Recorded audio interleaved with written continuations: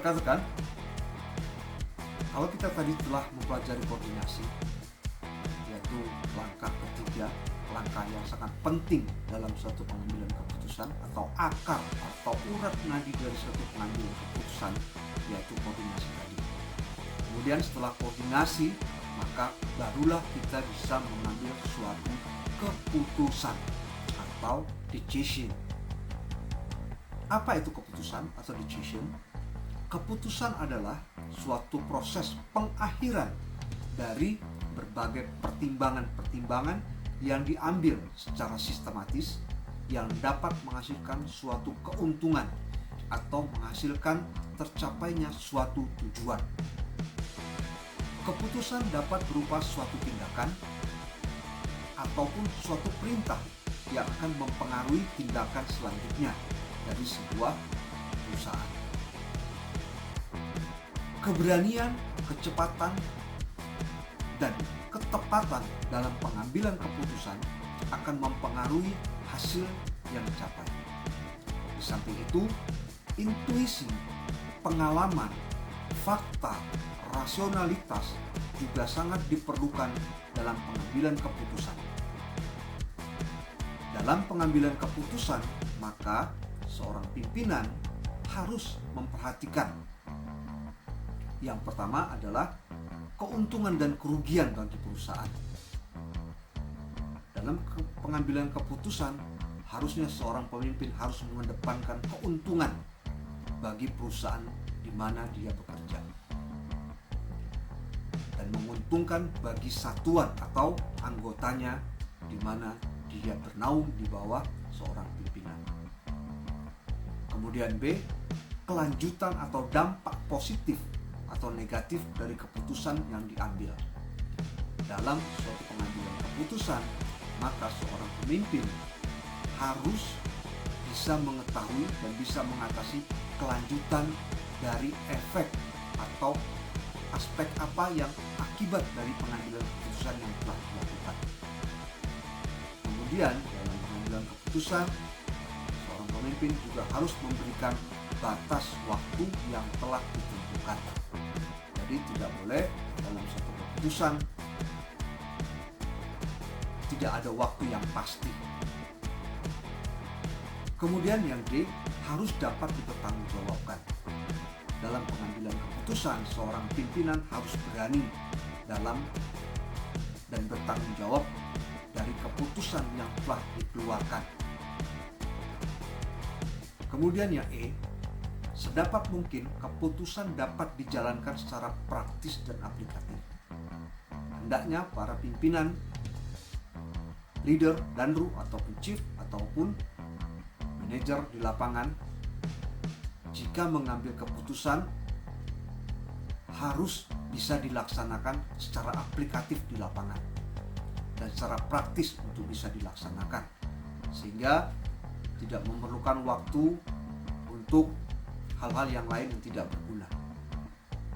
Kemudian yang terakhir, F, keputusan harus diamankan dan dijalankan secara konsisten. Dalam setiap keputusan yang telah dikeluarkan, maka keputusan itu harus dan wajib dilaksanakan secara konsisten dan dijalankan serta diamankan untuk pelaksanaan.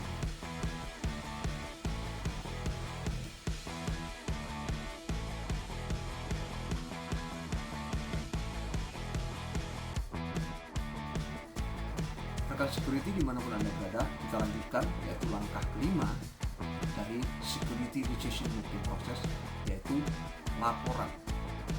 Laporan adalah suatu bentuk penyampaian berita, informasi, atau pertanggungjawaban yang diwujudkan dalam tulisan atau lisan yang diberikan kepada atasan atau orang yang berhak menerima laporan sesuai dengan kewenangannya.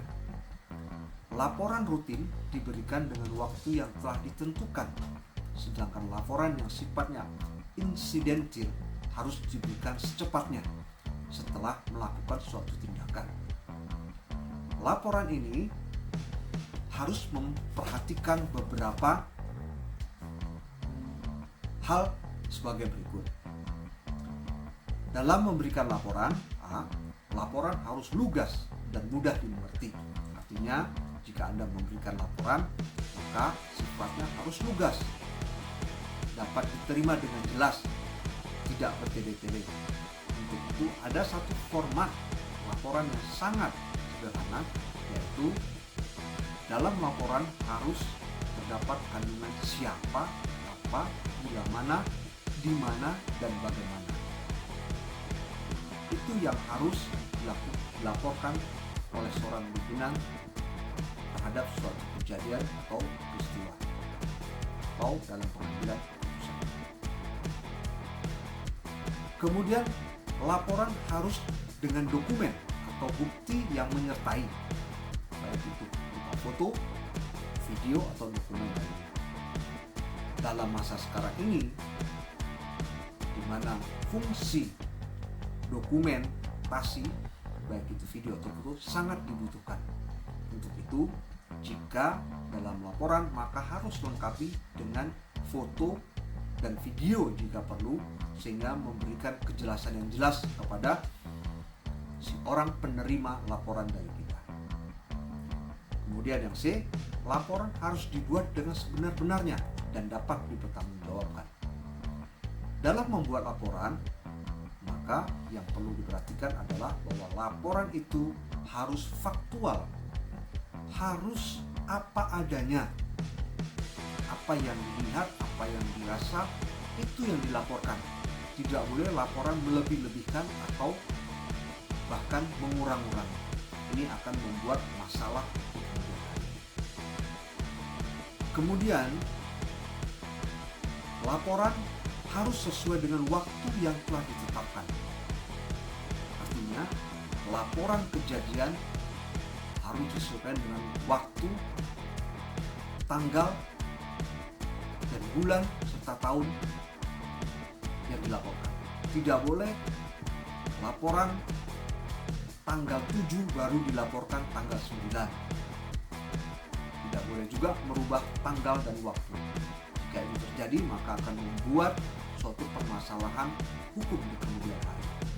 Jadi buatlah laporan sesuai dengan waktu dan tempat kejadian. Dan terakhir, laporan harus terdokumentasikan atau terarsipkan dengan baik dan benar sebagai pertimbangan di kemudian hari. Seperti diketahui bahwa laporan-laporan mungkin tidak dipergunakan sekarang, tapi dipergunakan di kemudian hari sebagai pertimbangan pengambilan keputusan atau dibutuhkan untuk sebagai bukti otentik yang harus disertai. Sehingga laporan harus dibuat dan disusun rapi dan diarsipkan dengan baik dan benar. Demikianlah rekan-rekan tentang pengambilan keputusan atau kita sebut dengan security decision making process. Dari 5 langkah tersebut, yang paling penting adalah koordinasi sebelum kita mengambil keputusan. Lakukan koordinasi dengan baik.